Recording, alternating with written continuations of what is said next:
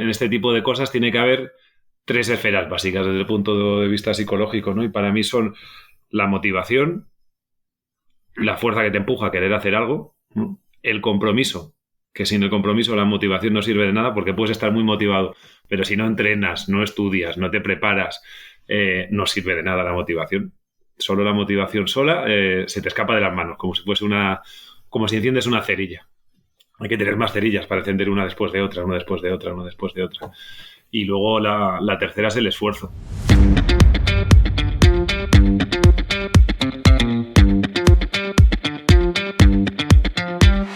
Bienvenido a Rock and Joy, donde disfrutas de la escalada más allá del deporte. Rock and Joy, tu podcast de escalada, en el que hablamos de cómo sacarle más partido a tu actividad favorita, para todos los amantes del mundo vertical. Este podcast forma parte de un proyecto mucho más grande, rockandjoy.com, en el que puedes encontrar formaciones de escalada, guiajes, entrenamientos, coaching mental y mucho más. rockandjoy.com. Todos los viernes, desde primera hora, contigo Miguel Sancho.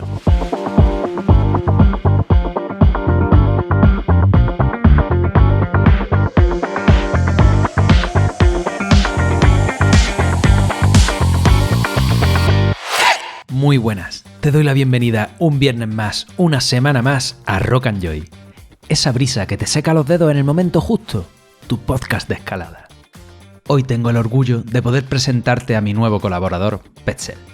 Seguro que has oído hablar de Petzl o que por lo menos te suena, pero quizás lo que te voy a contar no lo conozcas.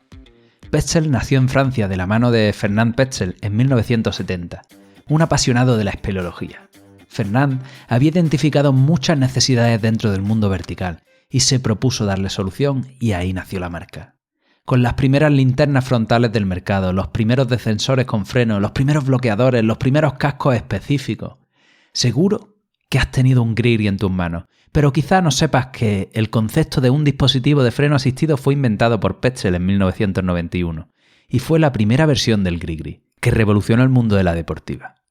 Desde un taller pequeñito en 1970 a una gran empresa familiar en 2022, Petzl sigue trabajando e innovando a diario para hacer tu escalada un poquito más segura, un poquito más fácil. En abril sacará nuevas innovaciones al mercado que podré contarte desde aquí.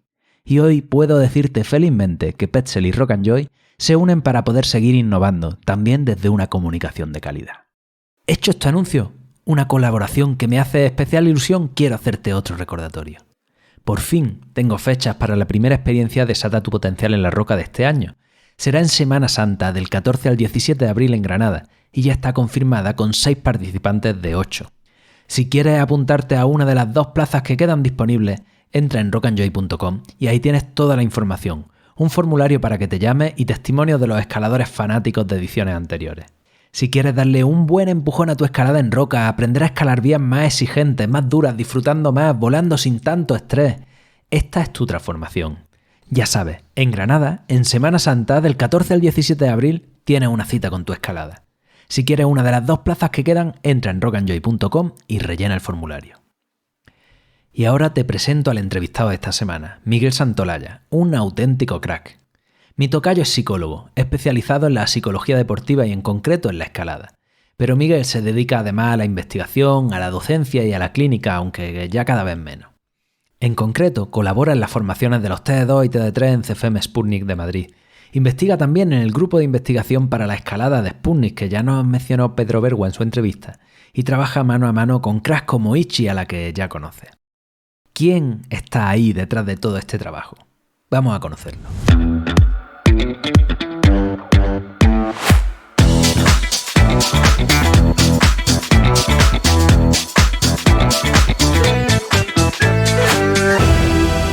Muy buenas, Miguel Santolaya, tocayo. Hoy te invito aquí para hablar sobre psicología de la escalada y para conocerte un poco más, porque, no sé, por diversas personas que han ido surgiendo a mi alrededor, tu nombre ha ido apareciendo cada vez más y más, ¿no? Al principio eras compañero de un compañero mío, Marco. Luego, pues surgiste como compañero también de mi compañera María Ionel. Luego has estado trabajando con Ichi, ahora has estado trabajando con Pedro. Todos estos son nombres que han aparecido por el podcast. y yo estaba súper intrigado de quién es este Miguel y qué es lo que hace. Así que aquí nos ha costado un poco cuadrar el asunto, pero aquí estamos. Así que antes de ponerme yo a listar tu currículum, que lo tengo aquí en LinkedIn abierto y es bastante extenso, si quieres, pues puedes hacer tú una presentación y contarnos un poquito cuál ha sido esa trayectoria que nos ha llevado a hablar ahora mismo. Muy bien, Miguel. Bueno, lo primero de todo, gracias por atenderme a mí también, porque sé que es difícil pillarme. Estoy siempre liado y hasta que lo hemos conseguido cuadrar hemos tardado un poquito, pero bueno, sí. Que me hace gracia porque es verdad lo que dices. Una de las misiones más importantes que tiene un psicólogo y luego específicamente un psicólogo del deporte es trabajar en la sombra. Tenemos que trabajar por y para los deportistas o para los entrenadores. Entonces, la clave real es generar autonomía en nuestros técnicos deportivos o nuestros deportistas y nosotros estar ahí para apoyar, para ayudar o para asesorar y no tanto para estar en primera línea de fuego. Que luego de alguna forma pues aparecemos, ¿no? Y a día de hoy pues la salud mental está en boga de todo el mundo, es algo que gracias a Dios se le está prestando mucha atención desde los medios, ya deportivos o informativos, y bueno, empezamos a salir un poquito más. Pero nuestra misión siempre es estar en segunda línea. Pero bueno, respecto al currículum, tampoco te voy a decir mucho. Pues sí, sí, soy licenciado en Psicología en la Universidad Autónoma de Madrid. Luego hice un máster en Psico-Oncología. Estuve mucho tiempo trabajando en la parte más orientada a salud. En residencias, en el Hospital Universitario La Paz estuve 5 años en oncología, en radioterapia específicamente, en investigación y también en formación, pero también atendiendo a pacientes. Y luego hice un máster de deporte en la Universidad de Madrid, de Psicología del Deporte y de Actividad Física, y al año me llamaron para ser profe. ¿Y ese cambio de la clínica a la deportiva? Pues mira, esa es la gran pregunta vital, ¿no? Hay ciertos puntos de corte en nuestra vida y ese fue uno. Pues me interesaba mucho lo que estaba haciendo, me gustaba muchísimo, y siempre había un gran crecimiento personal y también, pues como estamos en la parte de investigación, aprender muchísimo trabajando con médicos, acudiendo a todas las sesiones. Estaba también en la parte de investigación, entonces siempre estábamos trabajando con nuevos productos que salían o con nuevas ramas de investigación, ¿no? Que era muy interesante. Pero todo es caduco, ¿no? Entonces es un trabajo que yo me acuerdo cuando hacía el máster y hablaba con la directora del máster, decía que para ser psicooncólogo tiene que ser muy vocacional, que lo era, pero que acaba. De alguna forma u otra acaba porque es difícil. Es muy enriquecedor, es muy humano, pero es difícil también. Entonces los profesionales también se queman. Y bueno, decidí dar un giro de tuerca. Se acababan también las becas de investigación de los ensayos clínicos y entonces dije, oye, pues me voy a adelantar antes de que se acaben estas becas, porque trabajaba por becas de investigación en La Paz. Y me puse a hacer el máster, ¿no? Una vez que acabó, enganché con el máster de Psicología del Deporte y la Actividad Física y pues me enganchó. No te voy a engañar, me enganchó. Siempre he hecho mucho deporte de montaña específicamente, y vi un nicho de trabajo enorme cuando empecé a darme cuenta, cuando empecé a desarrollar mi TFM, mi trabajo de final de máster, que en esa época había poco descrito sobre cómo intervenir con escaladores. Entonces vi una rama en la que dije, oye, me lanzo por todas. Pero tú ya escalabas mucho en aquel entonces. Escalaba, sí. No soy ningún gran escalador como toda la gente con la que puedo trabajar, pero soy muy aficionado a la escalada. Sobre todo lo que más me interesa a mí, a título personal, ha sido siempre el alpinismo. Entonces van de la mano, soy mucho más clásico en ese sentido, pero claro, a medida que te vas metiendo más en el mundo, pues sí, empiezas a agarrar más plástico, ¿no? Porque la roca siempre ha estado ahí, pero sí, al final te acabas metiendo más en el mundo. Y sí, siempre he sido un apasionado de todo lo que tenga que ver con el deporte de la montaña, con el alpinismo, con la escalada cada vez más y más, sobre todo ahora a nivel deportivo y formativo en los últimos bastantes años ya, pero en los últimos años pues como que me he centrado mucho más. Y ¿qué quieres que te diga, no? En este tipo de cosas tiene que haber 3 esferas básicas desde el punto de vista psicológico, ¿no? Y para mí son la motivación, la fuerza que te empuja a querer hacer algo, ¿no? El compromiso, que sin el compromiso la motivación no sirve de nada, porque puedes estar muy motivado, pero si no entrenas, no estudias, no te preparas, no sirve de nada la motivación. Solo la motivación sola se te escapa de las manos, como si fuese como si enciendes una cerilla. Hay que tener más cerillas para encender una después de otra, una después de otra, una después de otra. Y luego la tercera es el esfuerzo. Hay que esforzarse para todo. Si mantenemos esas tres, pues tenemos la base sobre la que empezar a construir nuevos conocimientos o nuevos entrenamientos o prepararnos para lo que pueda venir, ¿no? Entonces, bueno, da ese pequeño gran cambio y te empiezas a especializar a la vez como docente en centros educativos, en universidades, en máster y como psicólogo deportivo, con escaladores y como investigador de la psicología deportiva, en concreto en el ámbito de la escalada, y ahora con el grupo de investigación del Sputnik. Bueno, y esto explica un poco por qué nos ha costado tanto cuadrar el asunto, la verdad. La verdad es que sí.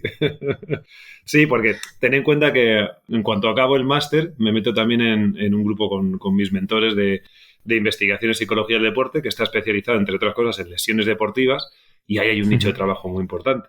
Y a la par empiezo a colaborar también con el Centro de Psicología Aplicada de la Universidad Autónoma de Madrid, en este caso al deporte, ¿no? Tenemos un centro ahí específico donde trabajamos con deportistas, con entrenadores.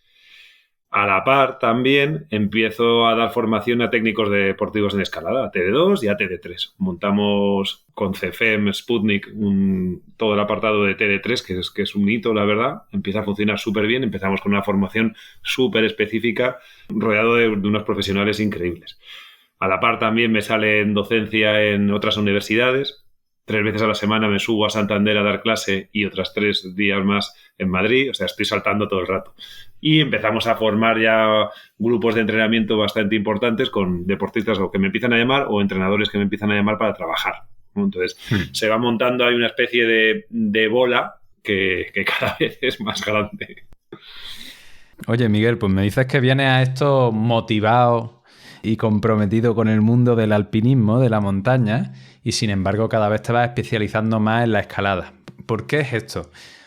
Porque como el alpinismo que es de lo que deriva al final casi todo, no tiene esa parte competitiva y esa parte deportiva, ¿no? En la escalada sí, hay mundiales, hay europeos, hay copas, hay campeonatos, luego se hace olímpico, luego se mantiene como olímpico en París. Entonces es una forma de trabajar con profesionales que están dedicados al mundo de la escalada.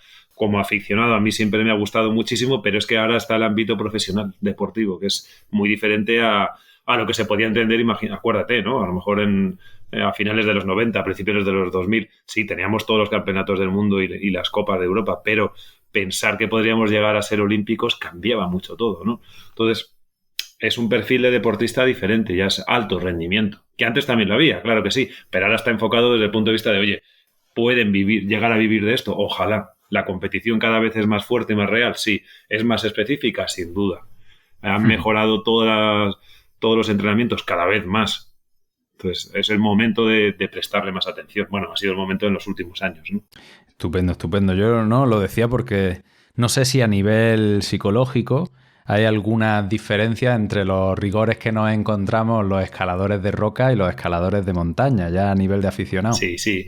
De hecho, hay un artículo que tengo pendiente con una alumna de máster, que vamos a publicar en breve, hablando sobre esos factores de personalidad que pueden, entre comillas, enseñar cómo es un escalador, ¿no? Y si hay diferencias entre otros deportes extremos de montaña, que a mí eso de extremo, bueno, a veces ya sabes que no está mal dicho, pero bueno. Entonces sí que hay factores de personalidad que los pueden definir. De alguna forma sí que tenemos esas pequeñas pinceladas que dices, nos definen más que a otros deportistas. No digo que todos los tengamos o en qué grado podemos llegar a elicitarlos, pero sí que tenemos un patrón de corte, ¿no? Por el que nos podemos identificar. Entonces sí. Y es diferente de todo lo demás, sin duda alguna. También diferente del alpinismo, pero también diferente del salto base o de las carreras de montaña. Y concretamente, esos patrones, ¿no lo podrías decir? Te puedo decir algunos si quieres. Cuando salga el artículo lo podréis leer. Pero sí, por ejemplo, ¿cómo se dice en español? El sensation seeking. En la búsqueda de las sensaciones, Sí. Es uno de esos rasgos que nos pueden definir, ¿no? Nos gusta buscar sensaciones diferentes. No me voy a meter mucho más aquí, pero buscamos ciertas sensaciones, nos atraen, ¿no? Independiente, mira, curiosamente, luego cuántas veces hay que trabajar con los escaladores, a nivel también, no solo amateur, pero también profesional, sobre el miedo a las caídas. Uh-huh. Pero sin duda alguna hay una búsqueda de esas sensaciones diferentes que nos hacen ponernos en estado de alerta, que nos hacen sentirnos más autoeficaces. La autoeficacia, sin duda, es una de esas variables en las que hay que prestar atención en la escalada. Cuanto mejor nos sentimos con nosotros mismos y con nuestras capacidades para resolver un problema, mejor vamos a escalar. Esto es así en todos los deportes, pero específicamente en la escalada es una variable psicológica a tener muy, muy en cuenta. Y sin duda hay que trabajarla, ¿no? Si nos sentimos bien con lo que hacemos y si vemos que somos capaces de hacerlo, es decir, autoeficacia y autoestima, vamos a conseguir escalar mejor. ¿Buscamos sensaciones nuevas? Sí. Por eso también nos gusta cada vez exponernos a peligros, entiéndeme que no son peligros, pero sí a ciertos riesgos, ¿no? A asumir ciertos riesgos, donde lo que puede destacar más, y aquí a lo mejor me adelanto a preguntas que puedas hacer, a la diferencia que puede haber entre un escalador novel y un escalador profesional, o un escalador con mucho bagaje, es la diferencia que hay a la hora de evaluar el riesgo. Es decir, si tenemos dos tipos de riesgo, el riesgo objetivo, es decir, la vía en sí misma, el aleje de las chapas, si hay desplome o no, saber evaluar, leer, visualizar, imaginar la vía, las dificultades reales, ¿no?, que te puede plantear un proyecto. Luego entra el apartado del riesgo subjetivo, es decir, cómo lo evalúo yo. Una cosa es lo que hay de verdad y otra cosa es cómo lo interpreto yo y si soy capaz de interpretarlo. Y ahí te lanzo una pregunta, Miguel. ¿Tú qué crees? ¿Cuál de los dos escaladores es más impulsivo? ¿El novel o el profesional? El novel. El novel, sin duda. Sin duda alguna es el novel. ¿Por qué? Porque evalúa peor los objetivos reales. Se lanza a la piscina y hay veces, ¿cuántas veces habrás visto que dices, joder, yo no me meto ahí así ni loco? Pero porque lo estás viendo las posibilidades reales que hay. Alguien que está empezando no lo ve, tira más de impulsividad y si lo saca, estupendo. Pero si no lo saca, ahí es donde está el problema. Ya no solo en cuestión de lesiones o de accidentes, sino de qué puede pasar después. Cómo ha interpretado la situación y cómo se va a enfrentar a ella. En un futuro, claro. Totalmente. Bueno, aquí has sacado un montón de temitas interesantes de los cuales he ido tomando nota. Y uno me resulta curioso, ¿no? Porque nos identifica como grupo a los escaladores esta búsqueda de sensaciones y hemos hablado de la palabra riesgo. Y en concreto, si nos limitamos al ámbito de la escalada deportiva, el riesgo objetivo es muy bajo frente al alpinismo, por ejemplo, en el cual el riesgo objetivo es altísimo y sin embargo esa percepción subjetiva del riesgo en nuestro deporte, en cuanto nos metemos en una pared vertical o ya si es desplomada ni te cuento, es mucho mayor, ¿no?, que en el alpinismo. ¿A qué se debe un poco esto? Hay que verlo de todo esto también, que el grado de exposición ante una situación de riesgo también nos habituamos a ella, ¿no? Y nos podemos deshabituar. Si luego tú te pones en situaciones que sean reales y potencialmente más arriesgadas, al principio te van a parecer mucho, pero también te habitúas a ellas y te acostumbras tanto para lo bueno como para lo malo. Entonces, nuestra vara de medir va en función también de nuestra actividad. Entonces, aunque nosotros evaluemos que el riesgo real de potencial de lesiones, de muerte, sea menor en la escalada deportiva, tú también te habitúas a esos riesgos y entonces aquello que ya no supone un riesgo para tu integridad física, sí que lo puede ser para tu desempeño deportivo. Sigue siendo una situación de riesgo. Ahí es donde entra. Por eso lo importante es saber diferenciar entre objetivo y subjetivo. Lo mismo pasaría si estamos jugando al tenis. ¿Cuál es el riesgo real? Bueno, sí, te puedes doblar un tobillo, te puedes hacer muchas cosas, pero no hay un riesgo potencial, digo, muy acuciado de muerte, ¿no?, jugando al tenis. Pero tú las situaciones de riesgo las vas a identificar como si subo a red, si no, si tengo que dar un revés, cuidado si me voy a abrir demasiado de piernas y me puedo hacer daño en el aductor.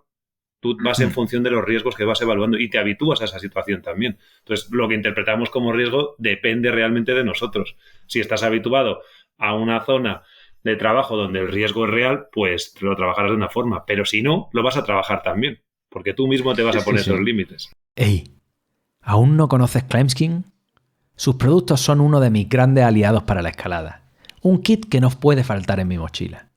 Porque si dedico tiempo y esfuerzo en prepararme, en entrenar, comer bien y descansar mejor para ir a darlo todo en los proyectos, lo último que quiero es que la piel suponga un freno en mi escalada. Y es ahí donde entra Climbskin. Tienen un Non-Stop Kit Welcome Pack, súper fanático, con crema regeneradora para la piel, gel de silicio orgánico para descargar la musculatura, el increíble esparadrapo que es lo mejor que he probado jamás, en serio, con un corta uñas preciso, una lija de madera y un fingercillo. Y todo esto envuelto en un neceser resistente súper chulo que siempre tengo en la mochila. Una pasada para llevar contigo a todas partes que tienen de oferta en la web y que además, por ser oyente de Rock and Joy, te puede llevar aún más barato, introduciendo el código JOY, J-O-Y en mayúscula, en el checkout de su web. No te olvides, climbskin.com, climb de escalada y skin de piel, tú juntito.com y el código JOY, J-O-Y en mayúscula. No, a mí es que eso siempre me ha parecido súper curioso, ¿no? Si nos vamos al ejemplo del alpinismo, yo he cogido un montón de amigos y alumnos, nos hemos puesto unos crampones, nos hemos ido una pendiente suave y que conforme más arriba estás de la pendiente realmente tienes un riesgo grande de que si te caigas te hagan mucho daño o incluso te mate, aunque sea una pendiente suave, porque vas a resbalar y si no frenas, pues se acabó, ¿no? Y sin embargo pones un top rope en una vía de cuarto con la cuerda tensa y subes, pasas de un plano horizontal a un plano vertical y ahí de repente todas las alarmas se disparan, ¿no? Y esto, ¡guau! Esto es terrible. Pero si nos vamos a un ejemplo mucho más cercano, cuando no estamos en un coche a 120 km por hora o a 100 km por hora y no hay un carril de separación y viene otro coche de frente, joder, realmente eso sí es una actividad de riesgo. Y a nadie se está planteando cuando está conduciendo el hecho omnipresente de que puede morir. Y casi todos mis alumnos, casi toda la gente con la que trabajo, al final lo que subyace ahí es de me voy a caer y me voy a matar, ¿no? Claro. Nuevamente. ¿Por qué? Porque hay un proceso de habituación. Tú estás habituado a conducir, a verlo en la tele, a que te lleven desde pequeño, a luego sacarte el carnet, a luego generar independencia y ser tú el que conduce. Te estás habituando de alguna forma. Esos riesgos empezamos a evaluarlos de manera diferente. El riesgo real es altísimo. Conducir es un peligro. Pero si estás habituado a él, esos riesgos objetivos los estás pasando por el filtro de los subjetivos. Ya estás habituado, estás acostumbrado, estás dispuesto a tomar una serie de riesgos porque sabes que probabilísticamente igual es muy difícil que te pase. Pero es que llevas toda la vida subido en un coche. Ahora, ¿qué es lo que pasa con la escalada? Que no estamos acostumbrados a estar colgados de una cuerda como un jamón. Nos tenemos que habituar, ¿no? Entonces, ese es el problema. Notas la gravedad de una manera diferente, la perspectiva cambia. El sistema nervioso también está mucho más activo, ¿no? Actúan diferentes el simpático y el parasimpático. Estás en un estado de alerta que no te permite actuar de una manera normal, entre comillas, sino que estás preparado para lo que pueda pasar, ¿no? Las famosas 3 Fs de los americanos, ¿no? El fight, flight o el freeze, ¿no? El de o ataco a la vía, o me paralizo, o no vuelvo a subirme nunca más, ¿no? Entonces, claro, tiene todo el sentido del mundo. Si lo piensas, tiene todo el sentido del mundo. Por eso es súper importante, en fases de iniciación, hacer un trabajo muy correcto de la parte técnica, sobre todo, especialmente, pero la parte de habituación a un entorno que no es el nuestro, ¿no? Y cuando empiezan a haber conductas de evitación, que entra en conflicto el quiero pero no puedo, ¿no? Que eso lo hemos visto todos, el quiero escalar pero no puedo y me quedo en mitad de la vía y surgen emociones por todos lados.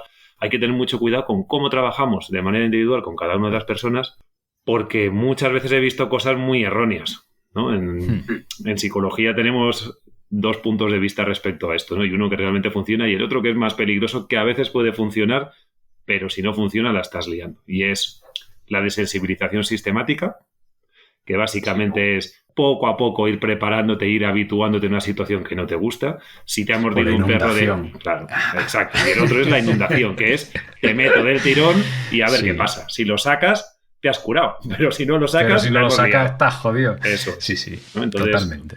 Hay que tener mucho cuidado porque hay situaciones donde trabajar con inundación puede funcionar, pero son las que menos, ¿no? Y hay que saber, por lo menos, tener un punto muy, muy clínico a la hora de decir, ahora sí que podemos hacer algo así. Pero si no, hay que ir poquito a poco y habituando hasta que tú te des cuenta de que realmente esas sensaciones las puedes dominar y te habitúas a ellas, ¿no? Por eso de súbete arriba del todo y lánzate, que no pasa nada, que estoy yo aquí abajo, Ay, hay que tener un poquito de cuidado. Hay que tener un poco de cuidado. Buah, totalmente, totalmente. Yo, hombre, lo he visto mucho en pareja, en gente que enseña a escalar a sus amigos con la mejor de sus intenciones y el peor de sus criterios. Instaurar verdaderas fobias, sí, en la gente que tiene alrededor. Mucho cuidado. Y esto, ojo, no significa que no haya que promulgar, por ejemplo, y entiéndeme, la escalada de primero y la escalada a vista. Esto hay que hacerlo. Ahora, hay que hacerlo en un entorno muy seguro, ¿no? Incluso con los niños pequeños, ¿no? Que dicen, bueno, ¿y cómo empezamos a escalar? Que empiecen a escalar en top rope, que empiecen a escalar súper asegurados. Que sí, claro que sí.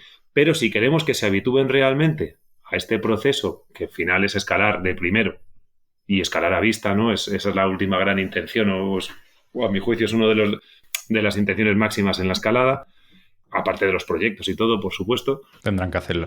Hay que habituarles a escalar de primero.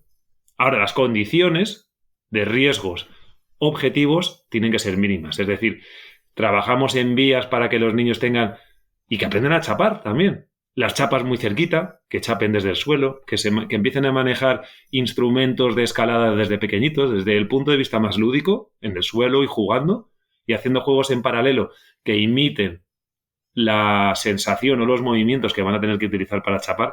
Esto es como en Karate Kid, acuérdate, que le obligan a pintar la valla, ¿no? Y a dar cera y pulir cera, y de repente dice, ¿pero para qué estoy haciendo esto? Y dice, venga, dame un golpe, y lo para, ¿no? Pues esto es exactamente igual. Jugar con el gris-gris, jugar a chapar desde el suelo, desde donde quieras, y luego en plafones muy específicos o en paneles muy específicos, luego en vías, ir haciéndolo progresivo donde realmente el riesgo objetivo sea mínimo, pero que la destreza la estés empezando a desarrollar. Eso es una de las claves que hay que empezar a trabajar con la gente más joven, que a veces se nos olvida, ¿no? Entonces, desde el primer día. Y bueno, y con la gente más mayor, que se enfrenta a esto desde el primer momento. A lo mejor no se lo planteas como un juego de desenfunda, pero bueno, yo también lo hago de vez en cuando. Claro que sí. Esto es muy importante. Además, ten en cuenta que para aquellos, y volvemos a las variables psicológicas un poquito, ¿no? Que estamos metidos dentro del mundo de la escalada, otro de los rasgos que nos define, que tiene que ver mucho con la búsqueda de sensaciones, es la apertura a la experiencia. Es decir, nos gusta buscar cosas nuevas, ¿no? Cosas que supongan un reto. Entonces, claro, tú ves metiendo retos, pero ves metiendo retos acorde al nivel de dificultad y al riesgo real que hay. Pero esos retos van a gustar. Conviértelos en juegos, conviértelos en cosas reales, conviértelos en lo que quieras. Pero por tendencia va a haber una apertura a la experiencia. No somos conservadores en ese sentido. Entonces, es interesante, ¿no? Trabajar con esto. Y saber mediar también con la impulsividad, ¿no? Ya por lo que hemos hablado, que a priori somos más impulsivos. Venga, voy yo de primero, tal. Bueno, espera. Aprende la técnica, aprende a regularte también. Hablamos sobre esos procesos de autorregulación, qué hay que hacer, cómo estoy, qué es lo que siento, qué es lo que pienso, qué es lo que hago después. Entonces, si empezamos a trabajar desde la base con eso, la experiencia escalando va a ser mucho mejor, sin duda. Pero bueno, este es el ideal, ¿eh? Este es el ideal. Bueno, pero es a lo que debemos aspirar, ¿no? Siempre hay que tener claro a dónde queremos llegar y en el camino pues nos veremos. Sin duda. Oye, Miguel, nos estabas diciendo que entonces una de las diferencias principales entre los escaladores élite y los escaladores aficionados es esa vara de medir, ¿no? Que la tienen mucho más afinada a la hora de evaluar los riesgos. En cuanto al trabajo que tú realizas con un escalador de élite, un escalador de competición o de roca de alto nivel y un escalador amateur, ¿cuáles son las principales diferencias? Jope, es que son un montón. Yo intento no hacer diferencias, ¿vale? Porque a nivel personal es igual de importante lo que sientes tú que lo que siento yo. Si para ti es importante, hay que trabajarlo con la misma intensidad. La diferencia cuando trabajas con escaladores de roca muy potentes que dedican su vida a ello, es otro de los rasgos definitorios de los deportistas de montaña en general y específicos de escalada, que hay un componente ético y estético en nuestro deporte. En ese sentido es muy parecido al baile, ¿no? Por ejemplo, al ballet, ¿no? Al ballet o al baile de conservatorio. Hay una serie de implicaciones tan grandes que tienes que implicar tu vida entera. Tu dieta, el entrenamiento invisible, el sueño, el descanso. Entonces, claro, cuando trabajas con deportistas de alto rendimiento, de élite, tanto en roca como en deportiva, me da igual, están dedicando su vida entera a ello. Entonces, el trabajo que se hace es multifactorial y lo que hay que hacer es trabajar de manera inter y multidisciplinar. Esto que suena así como muy bien y como muchas palabras, en verdad lo que hay que decir es que hay que trabajar en equipo. El psicólogo es uno más y está ahí para aportar lo que sabe, pero hay que trabajar con los nutricionistas, con los fisios, con los entrenadores específicamente. Nosotros estamos bajo el amparo de la vara de medir real, que es el entrenador. Yo estoy ahí para ofrecer mi trabajo de asesoramiento y de entrenamiento mental, pero siempre supeditado al comando del entrenador. Esto no se nos puede olvidar a nosotros psicólogos y psicólogos que estén en formación y psicólogos deportivos que quieran trabajar luego con alto rendimiento. Que no se os olvide, chicos, chicas, estamos a cargo de lo que demanden los entrenadores. Estamos ahí para ayudar a entrenadores y a deportistas con nuestra expertise y con lo que sabemos, pero todo depende de lo que se planifique. Entonces, una planificación global implica mucho más que trabajar individualmente con alguien que es aficionado, puede ser un fanático, muy aficionado a escalar, me da igual que sea en rocódromo o en roca, pero claro, no es el mismo nivel de compromiso ni de exigencia más allá de lo que a ti te apetezca, porque deportistas de élite, muchos van a entrenar sin tener ganas, pero claro, es que entrenas todos los días un mínimo de 4 horas, mínimo, si no más. Entonces, claro, cambia mucho. El nivel de exigencia no es el mismo, el real, pero el necesitado por el deportista sí. Entonces, trabajas en función de las necesidades de cada uno. Esa es la diferencia entre trabajar con alto rendimiento y con aficionados. Y ojo, aficionados hay muchísimos que le dan más duro que muchísimos otros. Sí, hombre, yo me considero un total aficionado y le dedico mucho tiempo, mucha energía y mucho compromiso, vamos, hasta el punto de que he dedicado mi vida alrededor de la escalada, pero no alrededor de mi rendimiento, ¿no? Porque si no sería irrisorio. Y aquí termina la primera parte. La semana que viene seguiremos ahondando en conceptos, variables y factores que afectan a tu escalada y que seguro que puedes mejorar solo por plantearte un punto de vista distinto.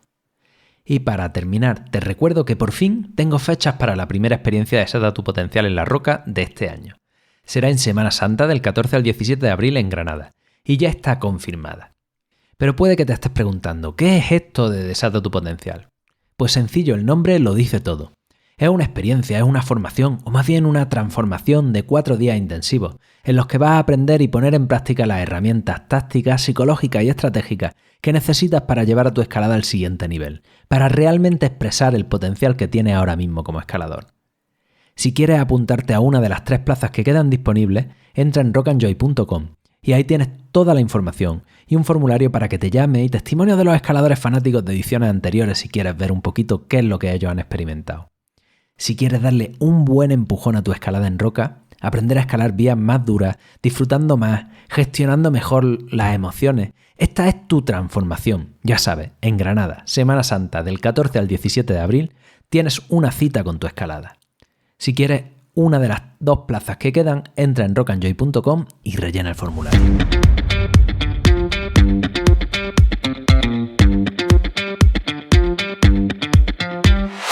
¿Te ha gustado este episodio? Puedes escuchar muchos más capítulos exclusivos en Rock and Joy Origen, el podcast privado en el que cada martes te traigo una nueva herramienta, un nuevo aprendizaje directo a tu móvil, además de los episodios de Rock and Joy por adelantado. Puedes entrar por menos de lo que te cuesta la tapa de después de escalar en origen.rockandjoy.com, origen.rockandjoy.com. Para terminar, ya lo sabes, escala, explora, disfruta, atrévete, diviértete y no la pierdas. No pierdas la mentalidad del principiante.